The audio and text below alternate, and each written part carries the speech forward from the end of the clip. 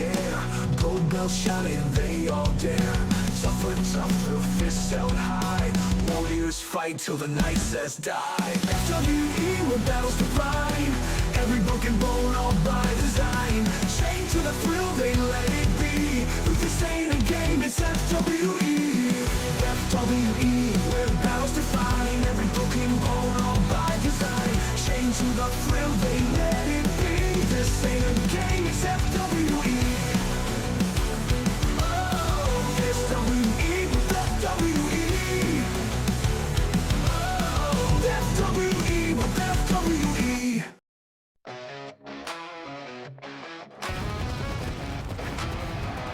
And good evening, ladies and gentlemen, as live in the Mushroom Kingdom, we bring you tonight's FWE PLE. This is Power Up. 2 ladder matches will highlight this evening as one man, one woman will be the second ever Power Up briefcase holder. I'm Seth Cole, joined by my broadcast colleague, Jack Mitchell. Jack, we have been waiting to get to this point. We're finally here. That we are. I'm looking forward to tonight. We're going to change the future of the industry when the night is all said and done, but a lot of singles titles on the line tonight as Dylan Potier has earned the right to challenge Hades for the DC Comics Intercontinental Championship. It'll be a rematch between the former champion, multi-time hardcore champion Jessica Shelton, as she looks to win the hardcore title back from the newly crowned champ in Autumn Brooks. Female Fighting Championship has been defended in a series of different match types as of late, and tonight we had another one to the list, a knockout match between Mulan and Esmeralda. They had to make their way through qualifying matchups to take part here in the men's briefcase ladder match. Raphael, Maui, Robbie Gilvin, Jack Mitchell, Cusco, and William Turner tonight. And it was the same thing on the women's side as Susan Storm, Moana, Jasmine, Anna, Shuri, and Shigo all collide for the women's power-up briefcase.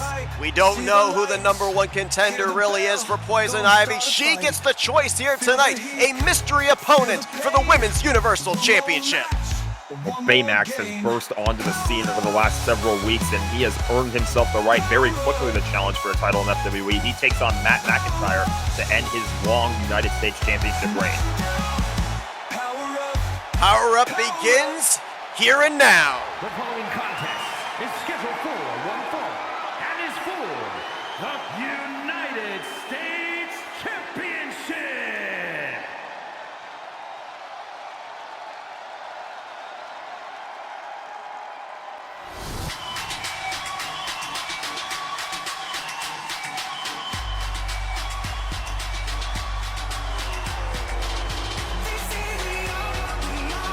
Mention about the run that Baymax has been on since technically you introduced him to the FWE universe. We saw him pick up a decisive victory against Hercules, followed it up with a pinfall victory against the United States champion Matt McIntyre. Now he did hit a bit of the bump in the road on this way to Power Up as he suffered a loss to another member of the family in Michael Norman. Can Baymax overcome that here tonight?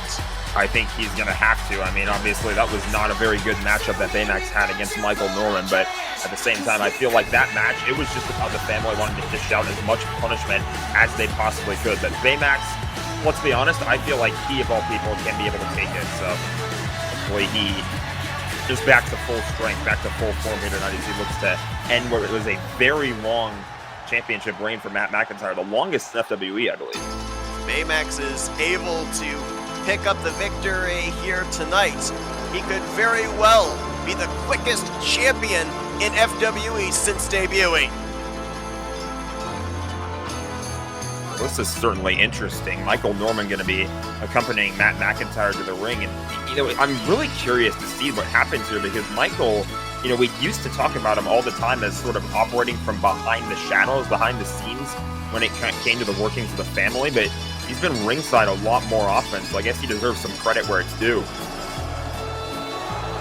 We, of course, saw Matt McIntyre ringside for the matchup between Michael Norman and Baymax, and certainly got his hands dirty in that one, interfering multiple times. We'll certainly not put it past Michael to try and interfere in this one. 218 days Matt McIntyre has been the United States champion. Can he continue that reign? We'll find out right after the announcements. Let's send it down to Mike Rome. Introducing the challenger from San Francisco, California, weighing in at 200 pounds, Baymax. And his opponent from Evansville, Indiana, weighing in at 192 pounds, the United States Champion, Matt McIntyre!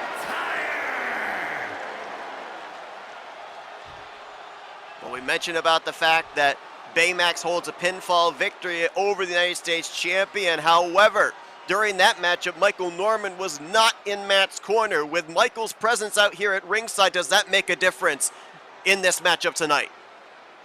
I think so. I mean, we'll see how it all plays out. I mean, Baymax obviously as well. The experience definitely has to be a factor in this one because he's only been in FWE for a cup of coffee. Hasn't really had too many matches here, so gonna have to really bring his best here tonight to end this long championship reign. Immediately the reversal too. Matt got a hold of him and Baymax worked his way out of it. We mentioned about the first matchup for Baymax as a sleeper hold in here immediately on Matt, and Matt might have been able to get his fingertips on the rope. Referee Ernest Wright calling for the break, but we called it a squash match really in Baymax's debut matchup here in FWE against Hercules. When he and Matt McIntyre went to battle, granted Baymax got the victory, but it was a much longer matchup, so you gotta wonder if these two have already got an idea of each other's tendencies and if this might go into one of those kind of extra inning matchups again. I feel like they definitely got a pretty good read on each other when they had that one-on-one matches. Look at this move. Look at the strength from Matt McIntyre here. That's something, again, we're going to bring this up every single time we see a size mismatch like this.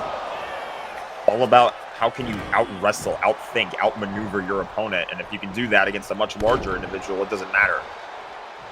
We talk about that over 200-day reign by Matt McIntyre. Remember the individual that he won the United States Championship from, a much larger individual in the ring in comparison, and Gaston. Matt McIntyre has defended that title numerous times, including at the biggest stage of them all at Paramount, as nearly a 2 count there for Baymax. So Michael Norman was removing one of the top turnbuckles. Look at that. I didn't think Baymax was fast. That's what he claimed. Certainly flew. It didn't even need his suit to be able to do that. I don't know, maybe some upgrades installed there by Heroes. Oh! Elbow to the back of Matt. And Matt, I thought for a moment it looked like Matt may be down and out, but, well, as soon as he gets back up to his feet, dropped with a big boot. Baymax is staying on the offensive here, trying to keep the momentum in his favor.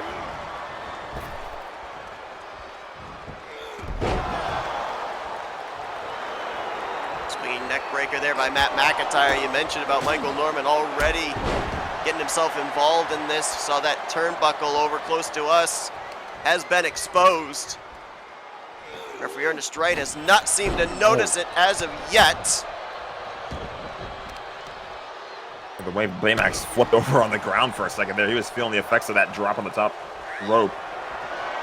But look at this. Oh, Matt. Might already be setting up for that patented Claymore. If he hits this, the match could be over already. Is this going to be enough to retain? Oh, Baymax had just enough strength left to kick out at 2. Not many have kicked out of the Claymore, as now Matt following up. Sharpshooter locked in, center of the ring. Can Baymax get to the ropes, or can he break this hold?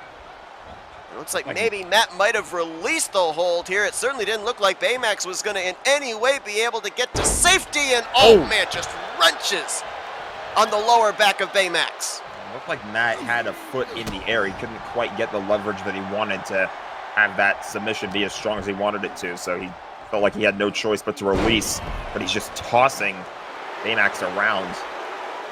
To your point, those tree trunk-like legs of Baymax might have made it difficult to lock in that sharpshooter submission. Matt McIntyre trying to silence the crowd here in the Mushroom Kingdom.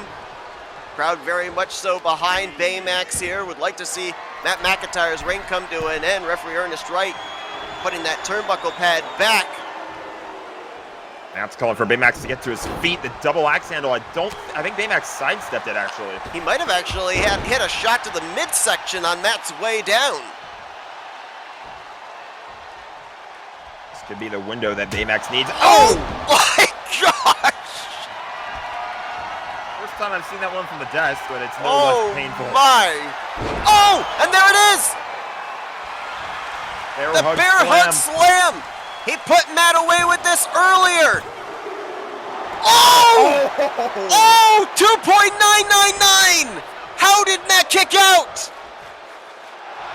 Everybody in this arena feels like that should have been the end of it. I mean, you can see the shock in everyone's face. You can hear it in the crowd. I was literally ready to announce a new United States champion. I don't know how Matt got his shoulder off just before the referee's hand came down for that 3 count. I wish we had slow-mo instant replay to see just how much distance there was between his palm and the mat. Baymax got a little bit of distance on that top rope maneuver after he was doing a little bit of back and forth talking with Michael Norman. Baymax has to be mindful here. This is a championship match.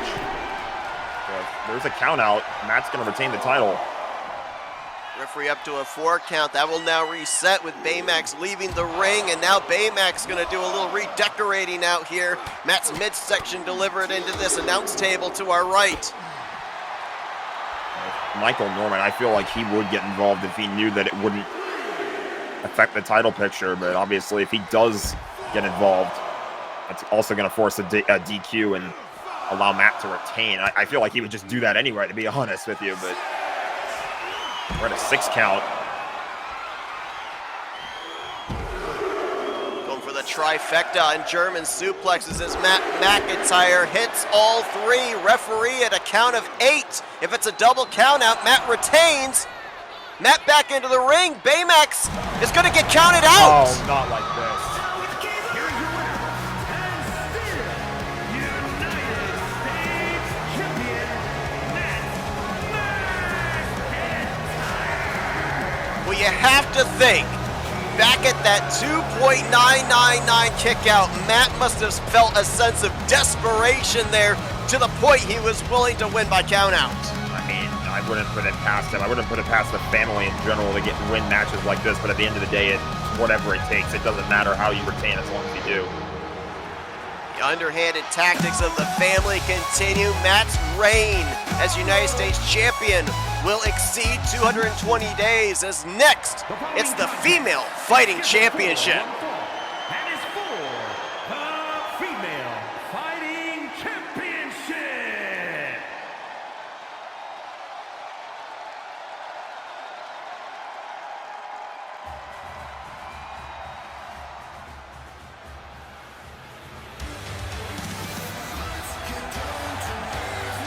Well, you talk about the multiple ways that this title has been defended here in the last couple of months. A first one here tonight, and the stipulation was chosen by Mulan by virtue of winning that fatal 4-way battle royal this past go-home episode of FWE Extra. Mulan has never held the Female Fighting Championship, a championship that, let's be honest, is really fashioned after the Mulan franchise. Yeah, it feels like that belongs around her waist more than anyone else's, and she chose that stipulation as a knockout match, too. It's a pretty brutal match type. It means that you can knock your opponent unconscious, and if they don't get back up to their feet, you're the champion. Mulan, a former Women's Universal Champion, won that title back at Paramount, looking for her 2nd title here in FWE. And with this being a first time ever, I would think, since she named the stipulation, you'd give the advantage to the challenger, but neither she nor the champion Esmeralda have ever been in this type of a matchup, so I'm not necessarily certain that you can call this match in favor of one individual or the other. And I mean, you have to think about the history that Esmeralda had as well. I mean, she was able to win that title against Shigo in that ladder match. A one-on-one match for that title, the first time that the Female Fighting Championship has been defended in a one-on-one match. And you know, the ladder match is a very hardcore match, even when it is just one-on-one. We're going to see 6-man ladder matches later tonight, but it just makes you wonder, Esmeralda, you don't want to write her off in a match type like this either. it's interesting when you consider the evolution of the female fighting championship. At one time originally was known as the One versus All Championship and was continually defended in 8-woman over-the-top rope battle royals. To your point now, we've ended up seeing it defended in gauntlet matches, ladder matches, tonight a knockout matchup, so all sorts of stipulations that this title has been defended in tonight, a very first in FWE.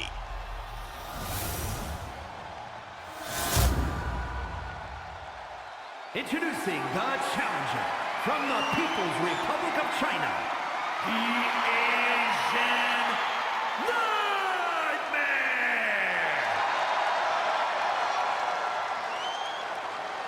And her opponent from Paris, France, the female fighting champion,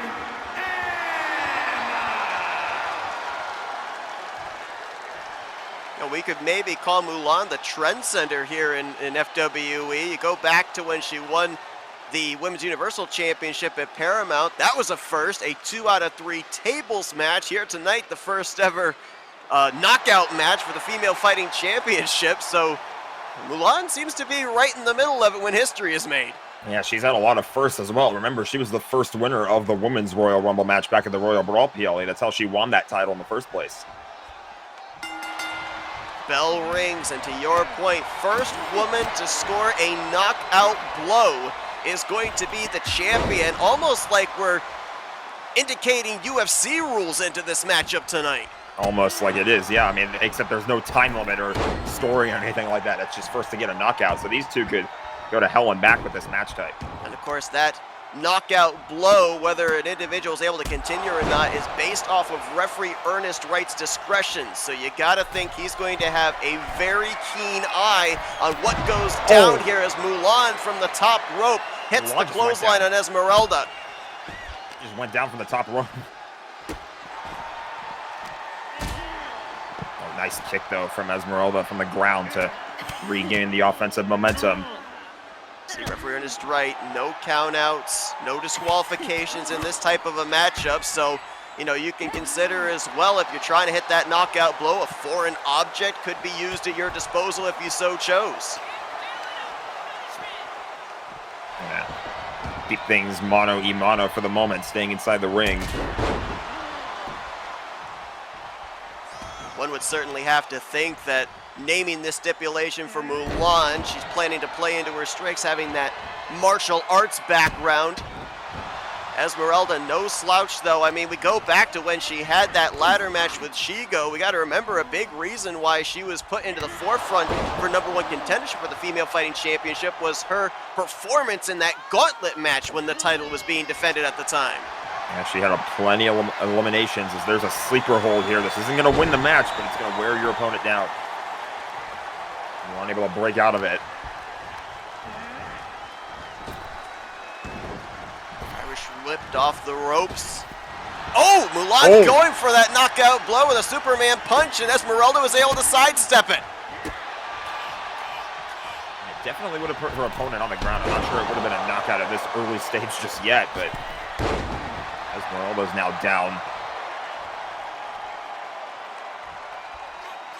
One would certainly have to wonder if this may be a running theme, if we may end up seeing the title defended in this type of a matchup again.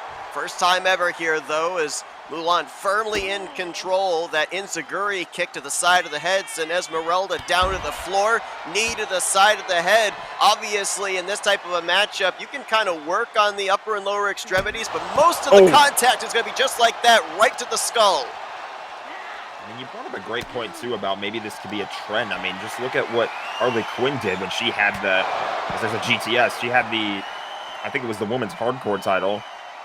It was constantly being defended in the Gotham Rules match style, so if Mulan wins tonight, we see more knockout matches in the future. Never know. Esmeralda has held this female fighting championship for now 57 days. Mulan looking for her first title reign with the belt as she disposes Esmeralda back in between the ropes. It has been all Mulan here for the last 5 minutes or so, and this could be the knockout blow if she hits it. Could be it. Super kick connects. That's it. Referee Ernest Wright calls for the bell. We've got a new champion. Here is your winner, and new female fighting champion, the Asian Nightmare. The way that Mulan fell after she delivered that kick, she used up basically the last bit of energy to be able to deliver that kick, but it knocks out her opponent. We've got a new female fighting champion, and Seth, I think you're going to have to call this next matchup solo. I got this, buddy. Good luck as Jack Mitchell heads to the back, gets himself ready for the first of our 2 power-up briefcase ladder matches. 6 individuals will enter the ring. Only 1 will leave victorious.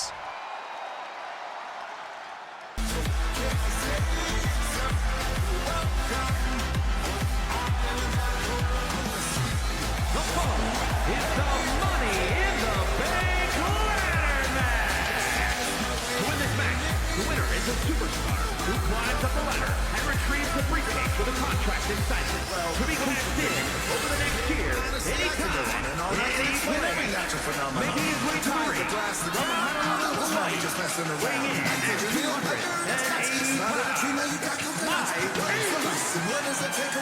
Maui was the second individual to lock himself into this power-up briefcase ladder match as he was able to defeat Luigi, Thor, Kyle Matthews, Ezio, and Michelangelo to qualify into tonight's event. The largest individual as well. The big men didn't fare all that well in their respective qualifying matches. Could the power game help Maui be Mr. Power-Up tonight?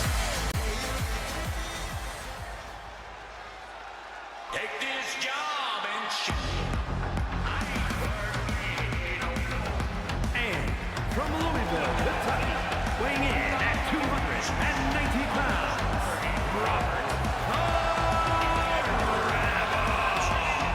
Been an interesting month and a half for Robbie Gilvin. Lost the Intercontinental Championship after a lengthy title reign, but managed to qualify his way into this matchup tonight, running the table. He eliminated all 5 of his opponents: Homer Simpson, Shaggy Rogers, Ernie the Keebler Elf, Thanos, and Dylan Poteet. Can he run the gauntlet here tonight and be able to grab that briefcase at the top of the ladder?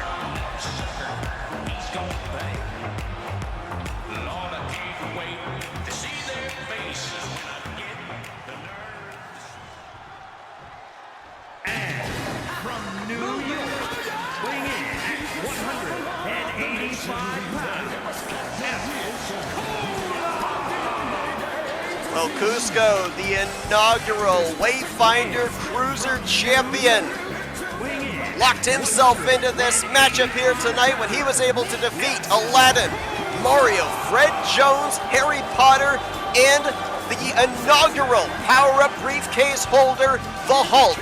Cusco pinning the former briefcase holder. Could he be a future briefcase holder tonight?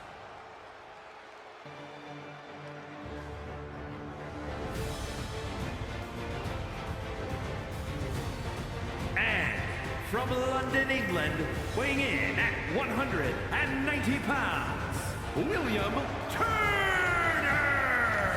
Well, William Turner may be coming into this matchup the most beat up of anybody. He was the last one to qualify into this power-up ladder match, defeating Flynn Rider, Matt McIntyre, Hades, Cole Eastwood, and 3-time Triwizard champion Dylan Young. William Turner representing the Black Pearl crew, who have held a briefcase in the past. Elizabeth Swan was the inaugural women's Money in the Bank briefcase holder. Can William Turner get it done here tonight on the men's side?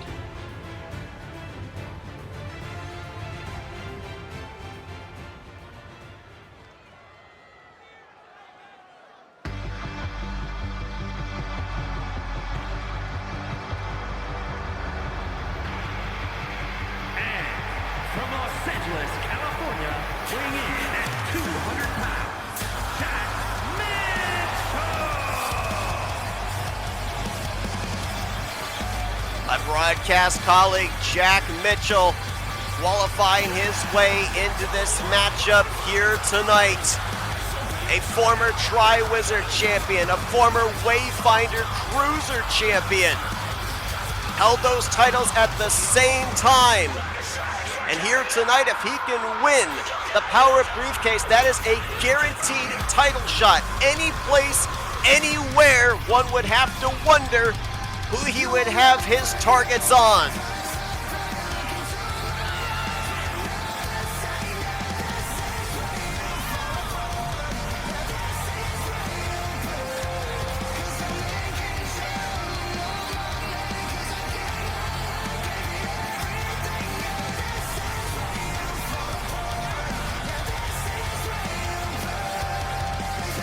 Jack Mitchell qualified his way in, defeating Elmo, Michael Norman, King Candy, Carlos Zimmerman, and Jack Sparrow. Jack's done many things here in FWE. Could he add Power Up briefcase holder to his resume?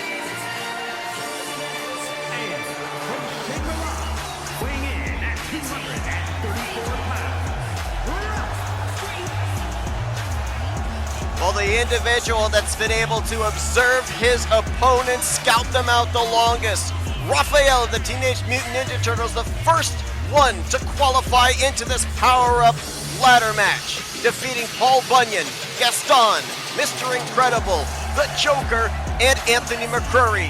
The Teenage Mutant Ninja Turtles already have gold in their faction as Donatello and Leonardo hold the men's Disney Tag Team titles. If Raphael can win the briefcase here tonight, he may be able to guarantee another piece of championship gold into the faction.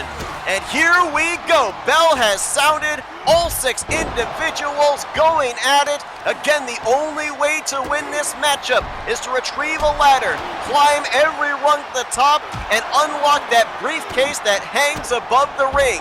Inside that briefcase, a guaranteed championship contract, anytime, any place. And we've seen in the past, on both the men's and the women's side, it is usually cashed in when the champion is at their most vulnerable.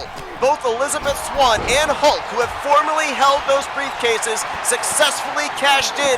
Elizabeth Swann to become the Women's Universal Champion, Hulk to become the Tri-Wizard Champion.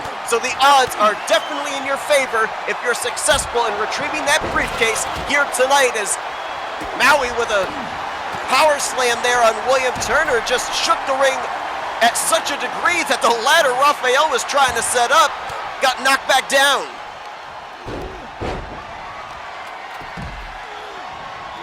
Gotta think Maui being the bigger individual, the one that a lot of people would be targeting. That's what Raphael is doing, as between the ropes hits the drop kick to the bigger man.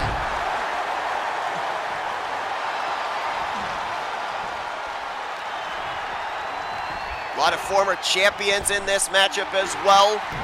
Oh, as Cusco gets dropped by William Turner. Cusco, a former Wayfinder Cruiser champion. Jack Mitchell, a former Wayfinder Cruiser champion, as well as Tri-Wizard champion. And Robbie Gilvin, a former Intercontinental champion. Also bear in mind, Jack Mitchell had the dishonor, if you will, of being the first one to ever get cashed in on by the Hulk. Oh, it's Robbie Gilvin bouncing Jack Mitchell's head there off the ladder. Gilvin and Mitchell, they've had each other's backs. They've had a bit of a friendly alliance here in FWE, going all the way back to when Jack Mitchell was in that Iron Man match against Thanos. Robbie Gilvin was in his corner. We had Robbie on commentary during Jack's qualifying matchup, and Robbie was pulling for him then, but there are no friends in this matchup. You can't co-hold the briefcase. Only one individual can retrieve it. See no referees out here at ringside. There are no pinfalls or submissions. There are no counters or disqualifications. It's just whoever gets that briefcase is the winner. As a couple of former cruiserweight champions going at it here. Triple suplex. Oh, look out! Raphael just launched a chair halfway across ringside here into the face of Cusco, who I believe was already bust open. That's not going to help matters any at all.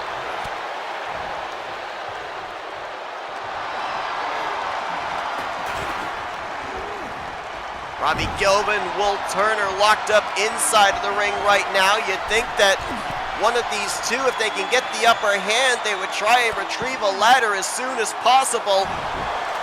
Much like in many multi-man matchups, you gotta have your head on a swivel. As you've got these couple of battles taking place at ringside, they have to be aware that at any moment, Turner or Gilvin could find a ladder, start making the ascent, and they've gotta be in there to stop them. Now it does take a little bit of time to get that briefcase unlocked.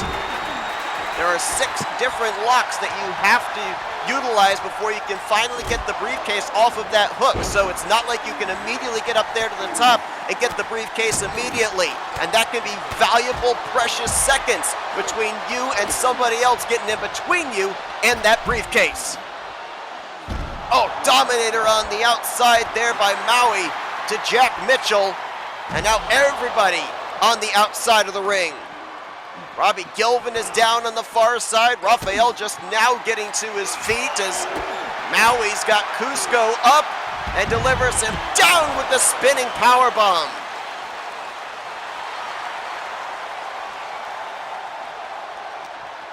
All 6 of these men had to go through 6-man eliminator qualifying matchups. As we documented, Raphael, maybe the freshest of the individuals since he was the first one to qualify in. William Turner was the last one to qualify in, so may come into this matchup at a physical disadvantage. And stereo reverse GTS is there. The first one from Raphael to Maui on the far side, and then Robbie Gilvin just delivered one to William Turner right out here in front of us.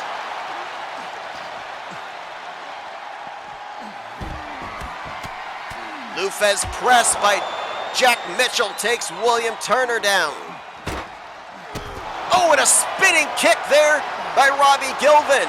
Meanwhile, the melon-sized head of Maui just bounced off that ladder courtesy of Cusco.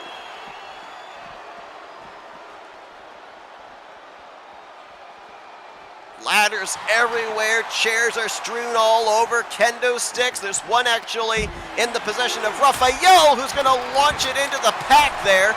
I don't know if it hit anybody. And Gilvin with a high knee takes down Maui. And then one from Raphael takes Gilvin down. As mentioned, the bigger individuals did not fare all that well in their respective qualifying matchups. No Paul Bunyan, no Thanos, no Hulk.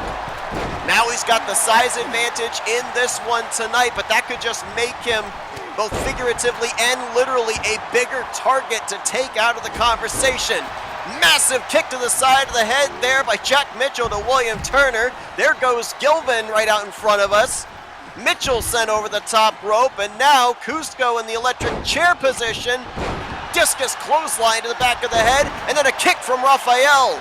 And Raphael standing tall.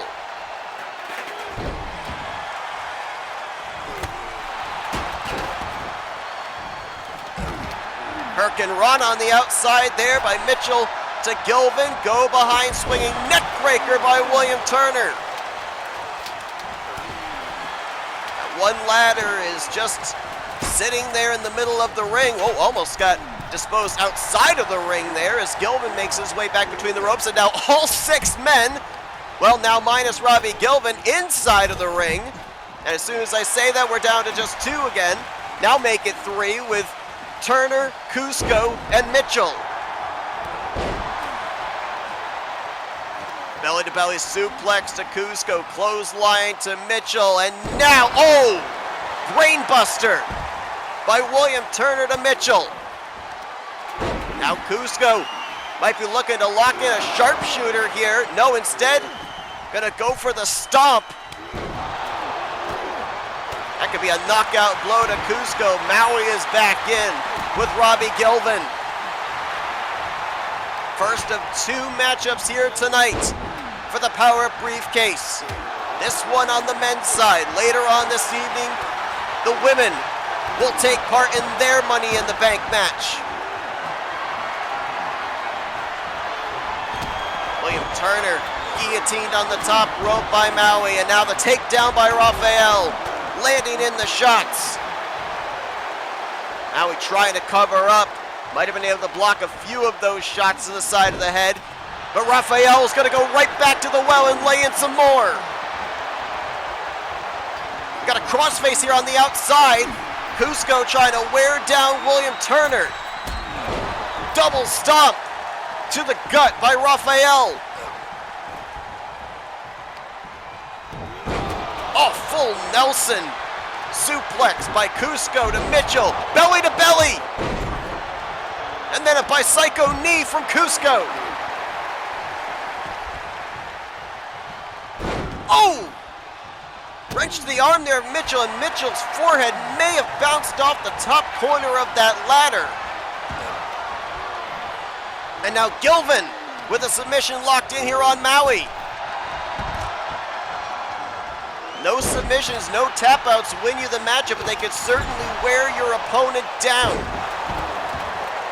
as nobody has seemed to really be able to get an edge in this matchup. No sooner do they hit an offensive move on somebody, they turn around, they get plastered. As, speaking of plastered, Rafael's boot just plastered the side of the head of William Turner. That ladder is going all over the place there in the ring. Oh, Gilvin went for the super kick. I don't know if he was aiming for Rafael or Maui, but he hit in between and hit nothing but air. Maui down and out right here in front of our announce table. Robbie Gilvin with a mount on Cusco. William Turner locking in a armbar on Rafael, and now where is Gilvin going? Double axe handle, and got 2 for the price of 1, and then gets met with a clothesline.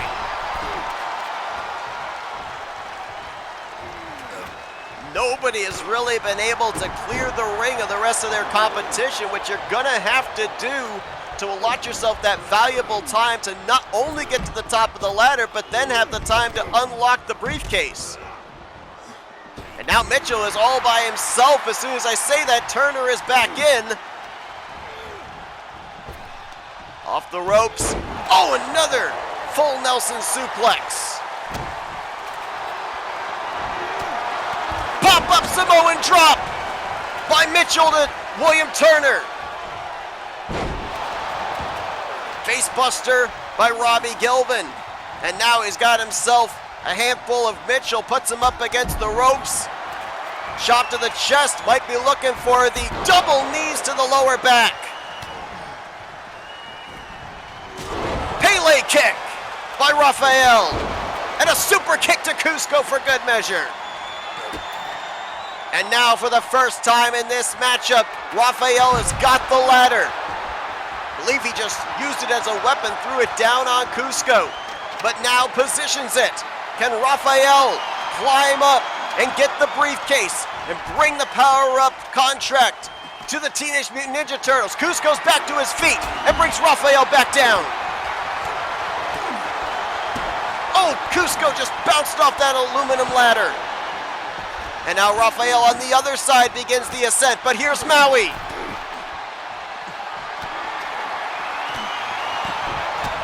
Maui brings Rafael back down. Rafael is up to, I believe, the 3rd or 4th rung, and now here's Cusco making the ascent. Mitchell is in to cut him off.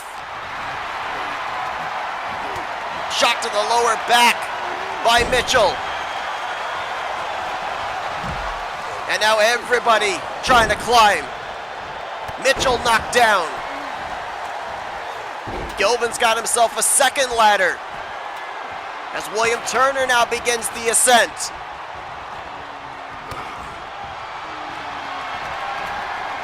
Turner's got his hands on the briefcase. Cusco looking to stop him, but now Jack Mitchell is going to get involved. Here comes Raphael. Mitchell trying to push the ladder down. Raphael's got to get up there.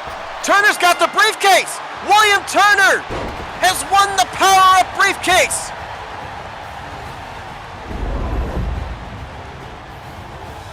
Here is your winner, and Mr. Money in the Bank, William Turner. He qualified last for this matchup, came in probably at a physical disadvantage, but William Turner is bringing the power-up briefcase to the Black Pearl crew. A guaranteed title shot anywhere, any place, against any champion. And speaking of anyone and any championship, Poison Ivy goes up against a mystery opponent of her choosing. The Women's Universal Championship is on the line up next. The following contest is scheduled for one fall and is for the Women's Universal Championship.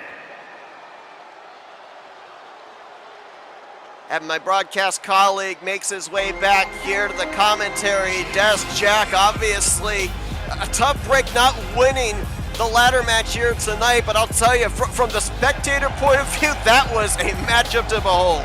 Yeah, I mean, I'm a little bit frustrated, I'm not going to lie. I feel like it wasn't my best performance, and I feel like I'm kind of running out of ways to challenge for a championship again, but I'm sure that something's going to come up somewhere on the line, so I just need to keep going. And how about this? Helen Parr, Mrs. Incredible Elastigirl, apparently was the hand-picked opponent by the champion Poison Ivy. First time ever that Mrs. Incredible is in the championship picture here in FWE. Yeah, that was, of course, something that we needed to keep in mind, is that Poison Ivy won the right to select her opponent for the championship at this event here tonight. So I'm a little bit curious here to see what made her decide to choose Elastigirl for this matchup. I guess we're going to have to wait and see. Maybe there's something that'll take place in the matchup that she saw and she basically realized, yeah, I want you to be my opponent. Yeah, one would certainly have to wonder. We've seen Poison Ivy defend the championship against multiple opponents, including her own faction mate in Harley Quinn. Of course, defeated Ursula, her most recent title defense. Also holds victories over Mulan, who she won the Women's Universal Championship from. And here tonight, coming into Power Up, has held that Women's Universal Championship for an even 100 days. I don't know if anybody will ever get to the point that Elizabeth Swann was able to, but Poison Ivy is well on her way in doing so. That is, provided the streak can continue with a title retention tonight. Yeah, that's exactly what I was going to say. She can take one step closer to reaching that 162-day mark by getting a victory here tonight. You know, I go back to the qualifying matchups prior to our previous PLE. She kind of brainstormed with the Commissioner Woody.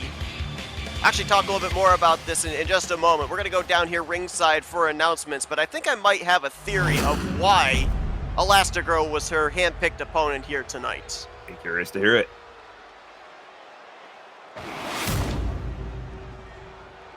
Introducing the challenger from the internet, Helen Parker.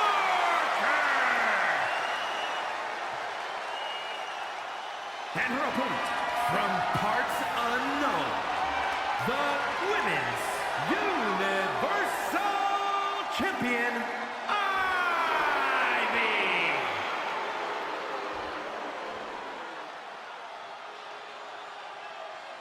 Well, it was while Poison Ivy was the reigning champion that brand new Women's Universal Championship was unveiled. And Poison Ivy looks to continue her reign atop the women's division. Elastigirl looking to win the belt for the very first time in her FWE career. So kind of just the thought process I have here, you go back to when we had those Fatal 4-Way qualifying matchups, when Poison Ivy was going to defend her title at the previous PLE back at Clash at Coruscant. It was her idea, along with Woody, to have 4 former champions in one of the Fatal 4-Way qualifiers, and then 4 women that had never had an opportunity at fighting for the title in the second one. You kind of almost look as well at Poison Ivy offering out a title shot to her faction mate in Harley Quinn, who has never, up to that point, fought for the Women's Universal Championship. It almost makes me wonder if Poison Ivy chose Elastigirl here tonight for that very reason, the fact she's never been near title gold here in FWE, giving her an opportunity here tonight to do so. Yeah, I feel like that would make sense to what she's been doing so far. It feels like she's been offering a lot of challengers who have never had an opportunity at Championship Gold, their first opportunity, I guess, if you will, to try and have gold around their waist for the first time. It's a tremendous opportunity here for Elastigirl, but you have to wonder as well, does maybe the bright lights here at the PLE, does that get into the head of the challenger? Poison Ivy's already been here before. She's used to the big crowd. She's used to the pressure. She's been able to perform and retain the title under such circumstances, so may have a champion's edge, so to speak, here in this matchup. I mean, only time will tell. You never truly know how you're going to perform. Look out here, big forearm into the cover. Discus forearm had the momentum off the ropes, but only a 1 count there as Poison Ivy powers out. And a bit of a knee to Elastigirl. He's going to dive over the top rope. Down they both go. Elastigirl, high flyer here in the women's division, not afraid to take to the skies, as shown right there. And now raining in the boots, the forehead. However, it is champion's advantage here. Referee Ernest Wright going to begin that 10 count, and Elastigirl has to be aware of this. We've already seen here tonight a title retained on a count-out victory. Very, very mindful if you're the challenger. You have to get your opponent into the ring. And they both get back into the ring. Knee to the back for good measure.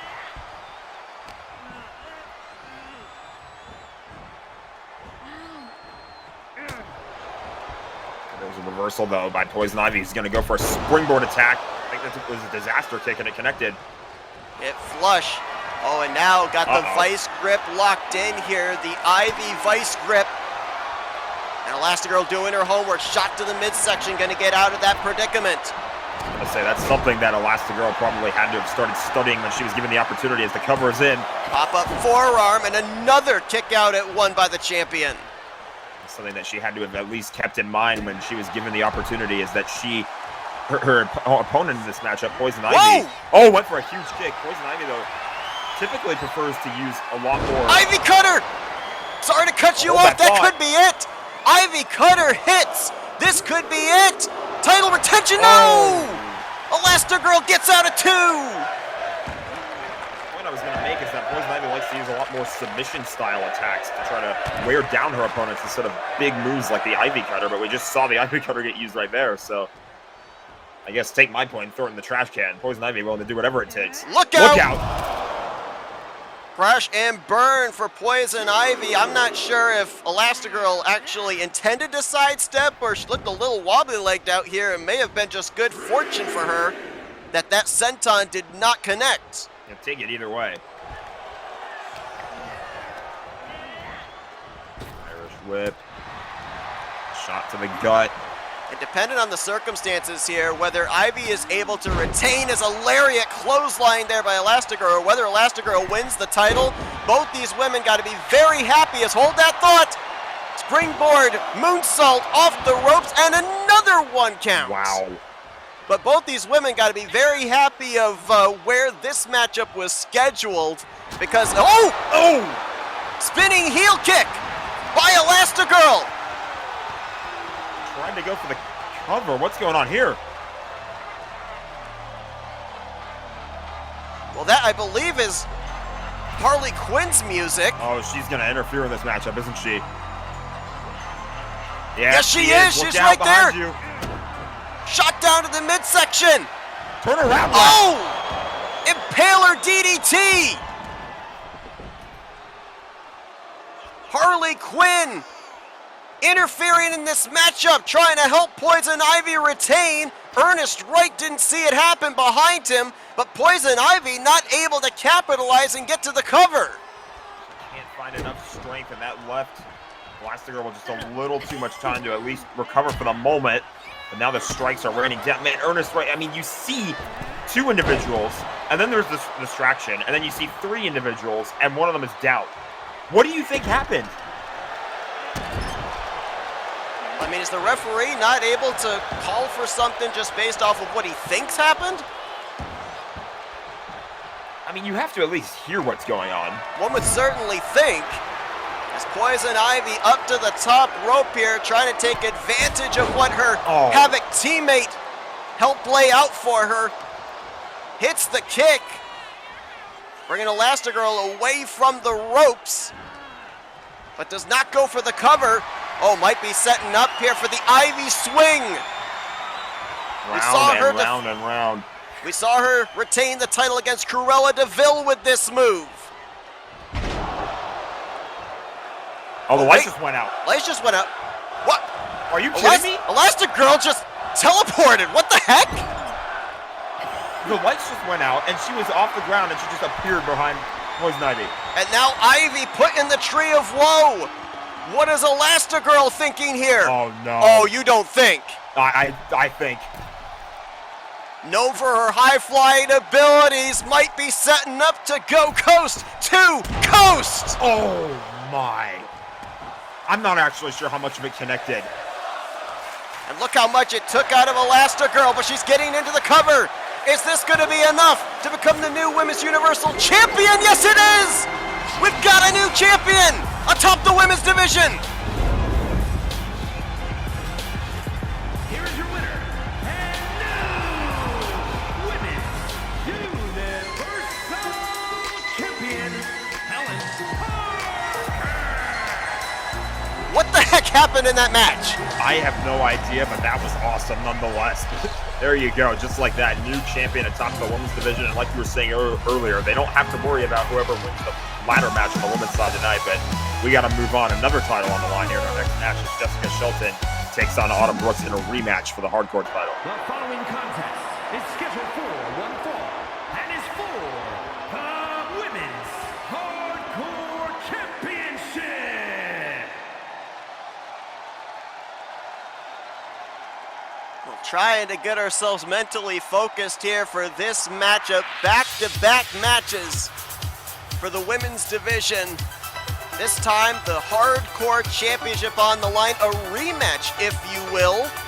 Actually, this is, in a sense, I guess we could call it a best out of 3 because this is the 3rd straight one-on-one matchup between these two. Autumn Brooks ended up pinning Jessica Shelton that got her #1 contendership. She then faced Jessica Shelton for the title, was able to win it, and now tonight puts the title on the line against the former champion. Yeah, they've been going back and forth for quite some time, and they've worked together in some capacities as well. We saw them, I guess, team up, if you will, when Jess had that hardcore title match back at Paramount. Obviously, it wasn't really a team up because it was a one-on-one match, but Autumn was in her corner during that matchup, so they've certainly had their history together, and now they go one-on-one once again, but this time with Jess as a challenger, not a position that she's used to being in. You bring up a great point because prior to that matchup you're referring to, it was actually Autumn Brooks who, in a sense, brought Jessica Shelton to FWE as a tag team partner to fight for the tag team titles. They were unsuccessful in winning the titles from the Disney Queens, but I don't know. Do we kind of call this mentor versus... Can't really call Jess a student because we talk about her career over in YEW. She's a 2-time women's hardcore champion, so I feel like it's equal ground for the both of them. Very well could be.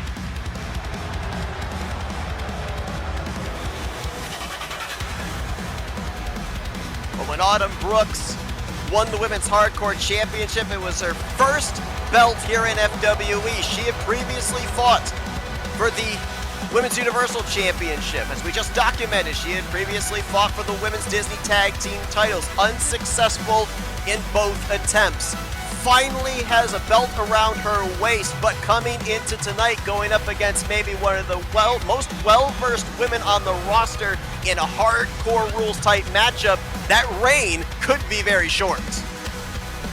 That very well could be, so mean, the hardcore match stipulation, it's basically just like a lot of the matches we've seen tonight. There's going to be no countouts. There's going to be no DQ. All weapons will be allowed. That means these matchups can really go in any direction.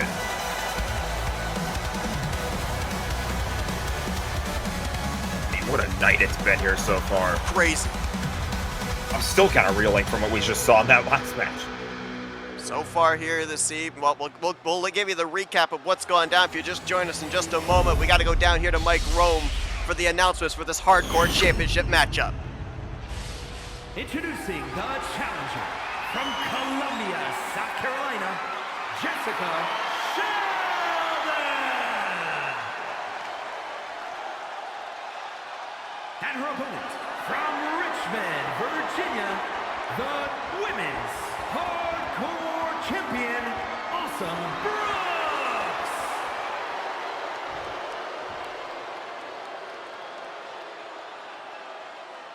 This to be the 4th title defended so far here tonight.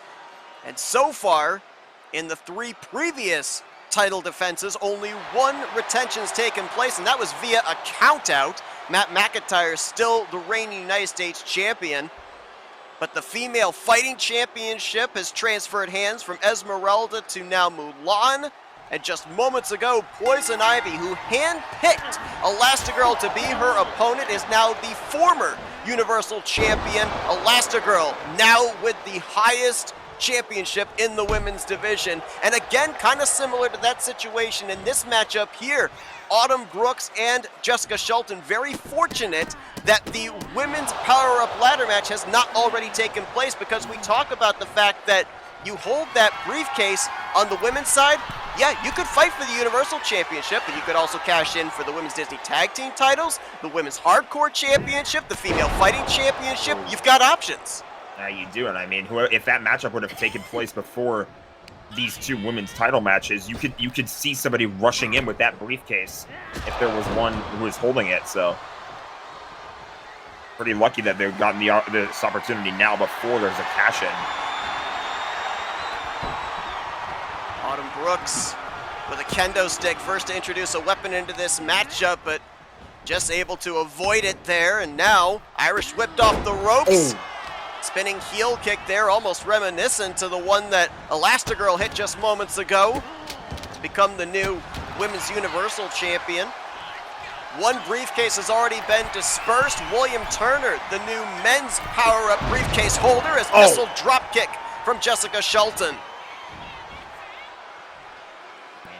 You know, since I was in that ladder match, obviously not too happy with that result, but at the end of the day, it just means that he's somebody that I got to keep my eyes on as well if I ever end up in title contention again. I mean, that's just how it is with these power-up briefcases, is there's a big Superman punch off of that springboard by Autumn. I mean, if you have the briefcase, you're putting every single champion on notice, and really every contender as well, because you can cash in whenever and wherever you want, and it can be in the middle of the match, it could be right after the match, it could be when you're completely spent and have no idea an opportunity is coming. So industry changing. Cover here by Jessica Shelton on Autumn Brooks, was looking to win the women's hardcore title for a record-setting 3rd time tonight, but still a lot of fight left in the champion. And as you say, obviously disappointed with the result in the men's power briefcase ladder match here, is look out, guitar in hand, and Autumn able to block it. But I do have some good news for you here, because I've been told our upcoming PLE after tonight on April 16th, it's Guardians of the Ring, and I've been told that part of the tournament field is going to be comprised of the individuals who were unsuccessful in the respective ladder matches here tonight, as I believe the back of Autumn Brooks' head bounced off that guitar.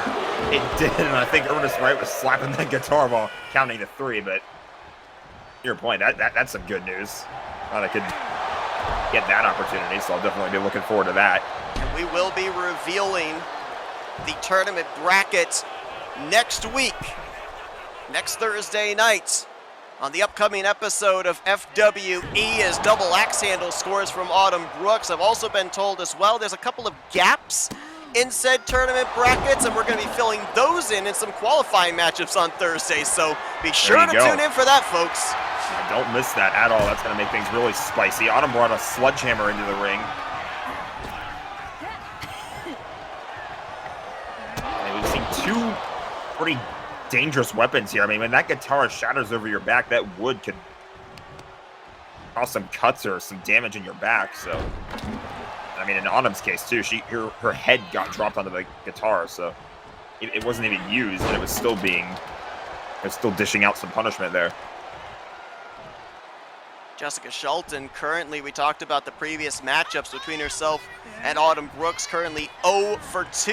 Autumn Brooks holds 2 victories over Shelton and now locks in the chicken wing submission on a submission specialist in Shelton. Just trying to fight out of it, scores that shot right to the nose to break out. Autumn right back on the offensive, hits the springboard attack. I mentioned about the fact here for Shelton, hold on. Brooks might be setting her up. Blue Thunderbomb incoming, hits it! That could be it. Is that gonna be enough to retain the title here tonight at Power Up? Yes, it will be!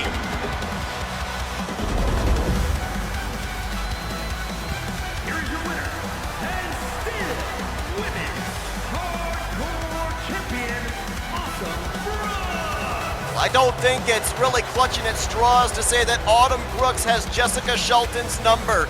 3 straight matchups, 3 straight victories, and Brooks' reign as hardcore champion continues. Will this reign continue, however? Hades looks to have a stranglehold on the Intercontinental Championship.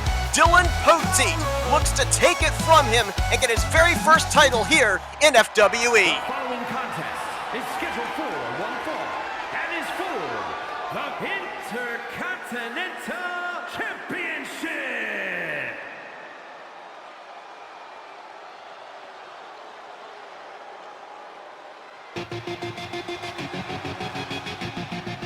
Well, it could be a big night for Dylan Poteet. Not only his first title opportunity here in FWE, but his first appearance at an FWE PLE.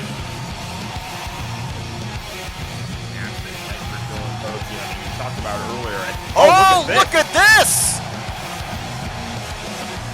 That's our current Tri-Wizard champion, RJ Bishop, who's going to be in Dylan Poteet's corner. And we have not seen RJ Bishop since he went through that grueling ambulance match against the Shadow Lord back at Clash at Coruscant.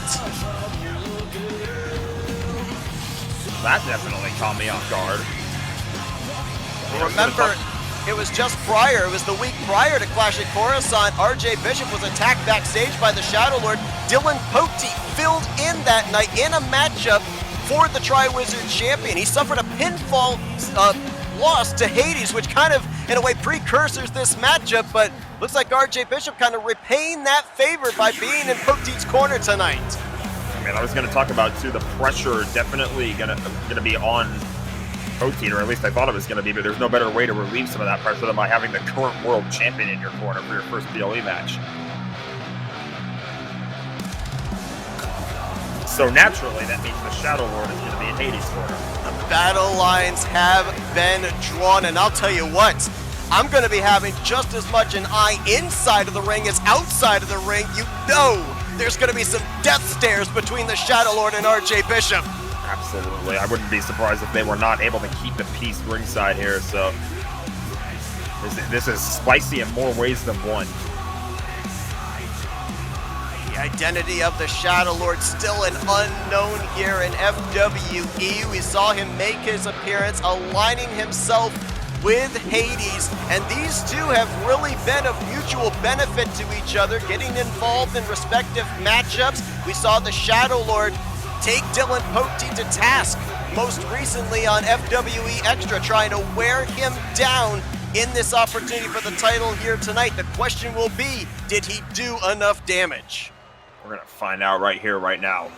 We send it to Mike Rowe.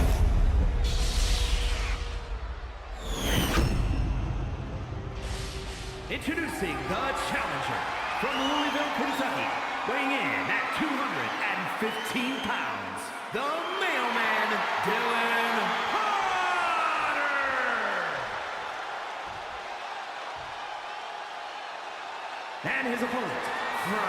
pits of hell. Weighing in at 220 pounds, the Intercontinental Champion, the Warden of Death.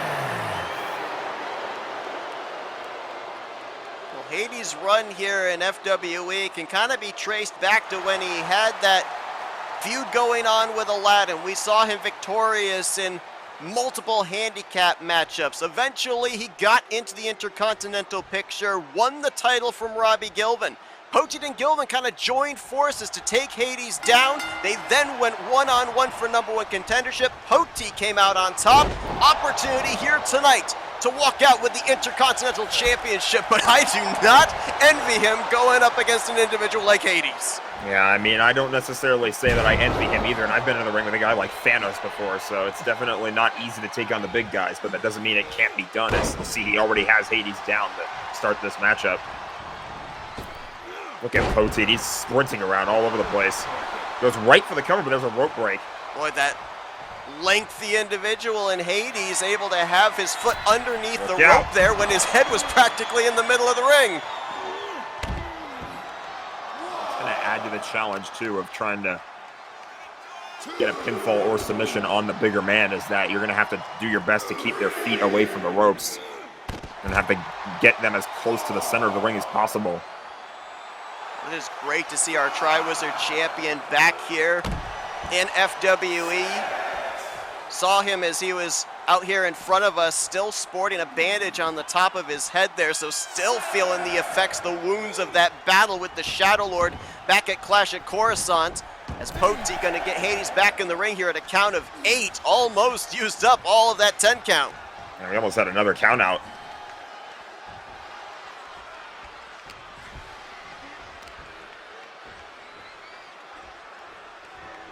He's setting him up for something big. Drops him on his back. Oh my gosh! On the big man. Look at that too. I mean, you didn't think that was going to be enough to put Hades away, but I'm just as surprised that he was able to put Hades down that quickly with that punch. Uppercut right under the jaw, floors Hades, and now Poteet setting up for the burning hammer. Return to sender. There's no way that's it. Oh my goodness. Are you kidding me? Here is your winner, and new Intercontinental Champion, the Mailman, Dylan Hart. That wasn't just an upset. That was a squash match. Can we get a time check on that? That felt like it was under a minute. Wow. Poteet, the new Intercontinental Champion, and up next, our main event. One briefcase has already been decided on the men's side. It's the women's turn. Up next.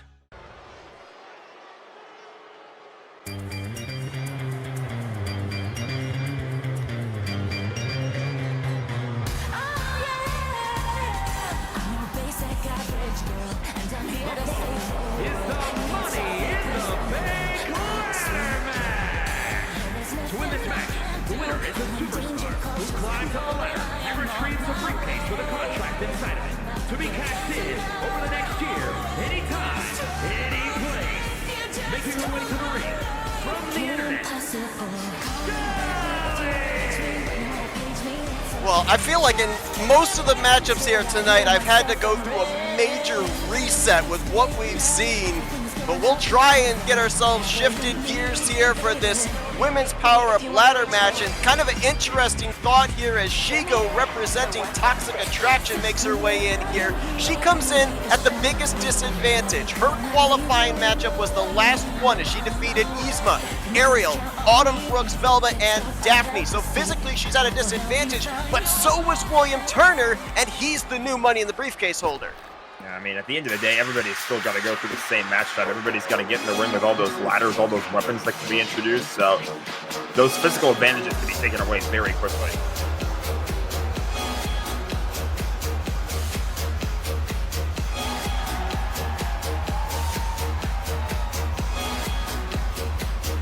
And from the back, Caddy Rack, 1,000 Jasmine of the Disney Queens. And Jack, you and I have talked about this at length during her qualifying matchup when she was able to defeat Harley Quinn, Kita, Snow White, Nebula, and Maleficent. All the other members of the Disney Queens have held titles at some point. Heck, Mulan just won the Female Fighting Championship here tonight. Jasmine is the outlier. Is tonight a must-win for the Diamond Princess? I would argue it absolutely is. Get that briefcase, have that power in your hands, and just get a contract in your hand and get a championship opportunity on your hands very, very quickly. So I would say yes, tonight you absolutely need to get this win. Otherwise, the rest of the members of the Disney Queens are going to start doubting you. She is the only member of the Disney Queens in this matchup tonight. Goal is clear.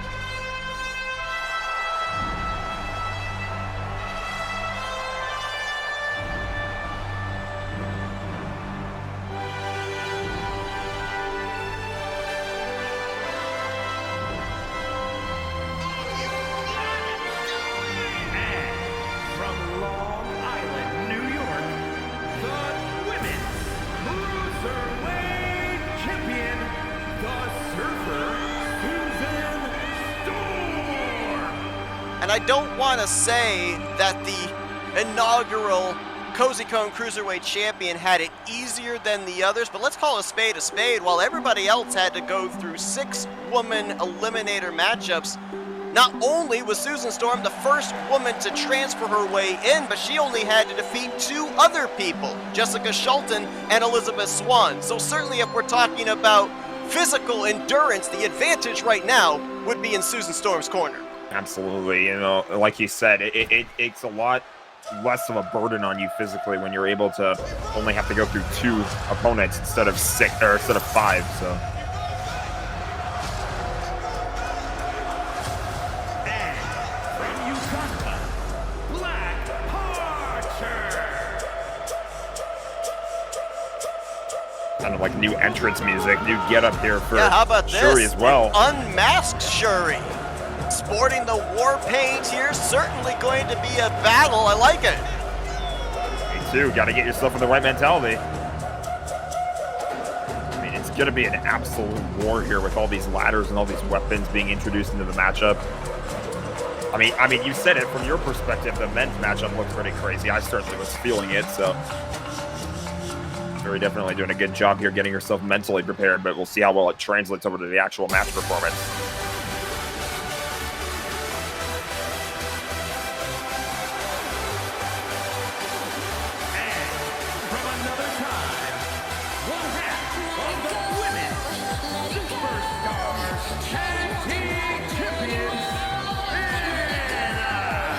Big opportunity here for Anna, one of 2 women holding championship gold coming into this matchup. We saw Susan Storm make her way out already. Anna, one half of the Women's Disney Tag Team Champions, along with their sister Elsa, defeated the Evil Queen, Ellie, Katniss Everdeen, Kim Possible, and Esmeralda, the former female fighting champion, to qualify into this matchup. And, you know, with already holding the tag team titles, if she had the briefcase, we could be looking potentially at a 2nd double champion in the women's division.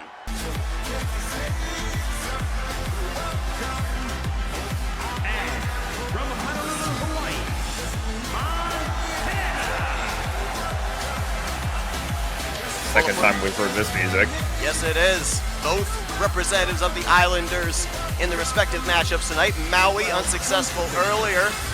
Now, Moana was the first woman to transfer into the Money in the Bank ladder match via a 6-pack challenge. So she would have the experience, I guess you could say, in the multi-woman type environment here tonight. Was in the hunt to be the very first women's Cozy Cone Cruiserweight champion, was unsuccessful in that, but here tonight, looking to capture the briefcase for a guaranteed title shot. And there was a point too where she was actually in a #1 contendership for the Universal Championship as well that led to a budding rivalry between her and Black Widow. Yeah, I'm almost curious too, since Black Widow has been friends with Shuri. We'll see. Oh, they're going to lock up right away. Wasting absolutely no time. So you were in the men's power-up ladder match earlier on. What kind of pearls of wisdom can you give to these 6 women here? Keep your head on a swivel. Make sure that you're paying as much attention as you possibly can. I mean, we see it all the time in multi-man, multi-woman matchups. As soon as you feel like you're finding some momentum, as soon as you dish out some offense to one of your competitors, somebody else will show up right behind you, hit you with a move that you don't even see coming. So definitely want to pay as much attention to everything as you possibly can. Make sure your ring awareness stays sharp. I guarantee you 3 women backstage that are keeping a very close watch on this matchup. The brand new Women's Universal Champion in Elastigirl, the new female fighting champion in Mulan, and the current hardcore champion in Autumn Brooks. All of them know that they're in danger. Consider this. I don't think it's going to happen here tonight, but you've got Anna as one half of the women's tag team champions. You got Susan Storm in the ring right now, the women's Cozy Cone Cruiserweight champion. If any of the other women, looking at Shuri, Shigo, Jasmine, want to win this matchup here tonight, as soon as that bell rings and the winner is announced, you have that briefcase for up to a year. With Susan Storm and Anna being in this matchup, going a long distance, maybe getting a lot of punishment dealt out, do you cash in tonight?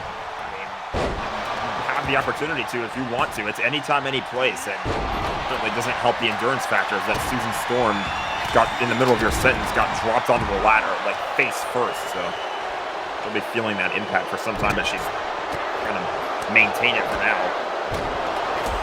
Double knees, modified code breaker there from Shuri to Susan Storm. These ladders obviously a mode of transportation to climb up and get that briefcase, but they can be used as weapons just as easily as a short, compact DDT there. Susan Storm's head down into the canvas. Big clothesline there from Shigo to Moana, I believe that was. And again, we made the announcement earlier on tonight.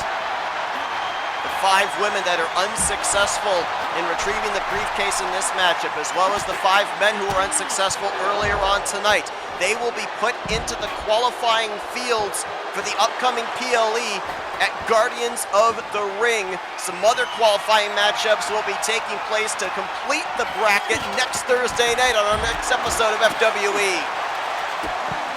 Those are massive brackets, obviously. As I think Jasmine, the back of her head might have hit that ladder on that move. Those huge, huge, huge tournaments, because if you win those tournaments, those are guaranteed world title shots. Oh, look out there. Everybody's down right in front of our announce table. Our Guardians of the Ring PLE going to be taking place on April 16th. The Saturday prior to that's going to be our next iteration of Saturday Night in Springfield. That's where we'll actually see the semifinals of the Guardians of the Ring tournament. And as you said, it's a guaranteed title shot if you win that tournament at Combat Evolved, which will be the close of our season. That PLE gonna be on July the 2nd, so mark your calendars, folks. There's a lot coming up in the next few months. Oh yeah, we're just getting bigger and better here in FWE. Things do not slow down at all. Definitely don't miss it. Moana tried getting back into the ring, and she got met with that kicking attack by Jasmine. Those 2 alone in the middle of the ring right now. There's a ladder right there, so if anyone wants to make a move, they might have an opportunity, depending on whoever comes out on top of this exchange. Number of new champions at the end of the night here. We've got a brand new female fighting champion in Mulan. Elastigirl, now the new Universal champion. We just saw moments ago Dylan Poteet rapidly take out Hades to become the new Intercontinental champion. There's a lot of things off of tonight that I feel like we haven't necessarily seen the end of. You go back to the opening matchup tonight, Matt McIntyre with a count-out victory over Baymax, so it'll be very interesting to see what the fallout from Power Up is going to be in respect to the matchups we had here tonight, as well as whoever our briefcase holders are going to be. William Turner, we already know on the men's side. Women's still being determined right here and now. Oh my goodness. I think Shuri just had a pretty rough landing there. I think one other thing to keep in mind, too, is that this is not necessarily related to the match results, but now we know our Tri-Wizard champion, RJ Bishop, is back in action. So he's going to want to be put on notice of everything that's going on as well. Saw him accompany Dylan Poteet out to ringside here. Great to see him back inside of an FWE arena. All 6 women on the outside of the ring right now, kind of similar to what we saw in the men's matchup, just using the environment on the outside to wear the opponents down, make it easier to have the time necessary to take that ladder, climb up it, and retrieve the briefcase.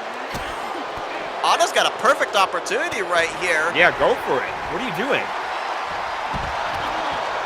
He's distracted, and now Shigo's going to take advantage of that. Couple of former, well, I should say a former and a current Women's Disney Tag Team Champions here squaring up. Now Shigo, this is a golden opportunity, but instead she leaves the ring. I mean, there's a ladder right there.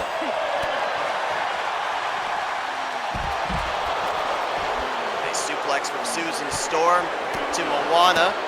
Shigo now entering into this fight as Susan Storm up and down with the reverse GTS. Oh! Look out, Moana! Look out!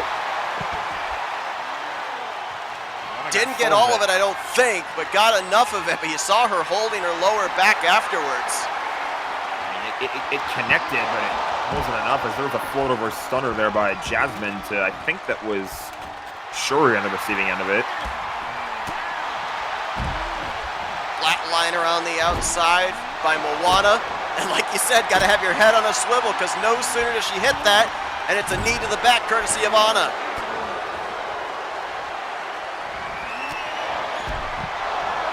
Big running knee there. We mentioned this. Oh, I'm sorry. No, go ahead. I was just going to say 4 women are back in the ring. I was going to say, you know, we've only once had a double champion in FWE. That was Wonder Woman back when she held the women's hardcore title, and I believe she was, no, correction. I have to double check on who it was. It was someone that held the hardcore title and the tag team championship at the same time. No, I've got it. It was Nebula. Nebula held the female fighting championship and the women's tag team titles at the same time. We've never had another double champion. You look at right now, Susan Storm and Anna in this matchup, both currently title holders, could be looking to join Nebula and having some history here as a double champ in FWE, as Moana has that ladder set up. Moana's going for it. I was going to say, you mean on the women's side, because I'm sitting right here. Oh yeah, that's, I'm sorry. Moana, though. Other women might want to pay attention. Shuri just noticed.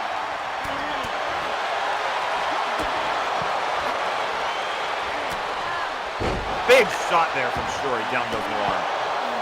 Big fall also from Moana there, down to the canvas, and now Shuri to the top there.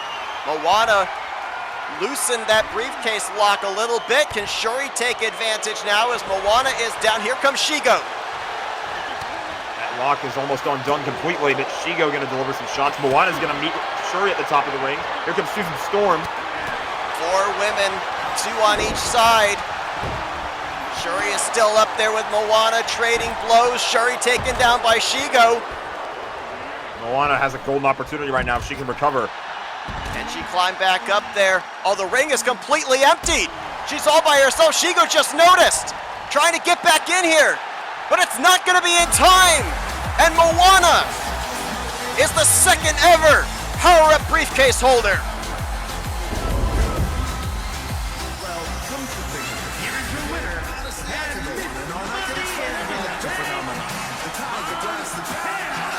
Well, to misuse a pun, the oceans parted for Moana to be able to retrieve the briefcase. Nobody was there to stop her as she got the final lock undone. She took full advantage of the opportunity that ended up in her favor, and it worked out. Moana's going to hold that power-up briefcase on the women's side.